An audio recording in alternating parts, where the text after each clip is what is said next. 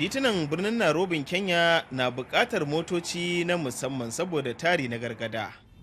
Don haka ake buƙatar irin wannan mota. Abin sha'awar dai shine babu tarkace a cikin mota ce mai sauƙi.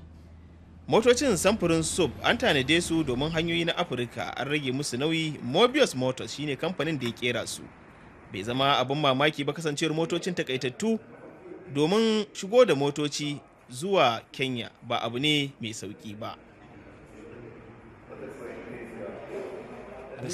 Abu mai mahimmanci shine kasuwar ta dogara da motoci da ake shigo da su kuma a farashi mai tsada saboda kuɗin fito. Kuma motocin ba su dace da hanyoyin ƙasar ba. Don haka akwai gibi tsakanin masu neman mota da motocin da ke a kasuwa.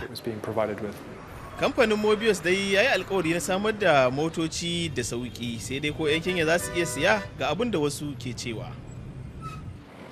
Ni zan sayi motar da ake yi a Kenya. Ina ƙaunar ƙasata, don haka zan aikata haka.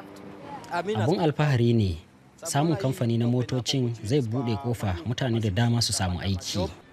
To amma 'yan ƙasar ta Kenya na da ƙwarewa ta samar da irin waɗannan motoci? Babu wani bincike da aka gudanar kan haɗa motoci a ƙasar Kenya. Don haka idan muna neman ƙwararru sai mun je ƙasar waje. In akwai dama za mu ɗauki 'yan ƙasa mu ba su horo. Tuni dai aka shiga ƙera motocin na Mobius a karo na biyu.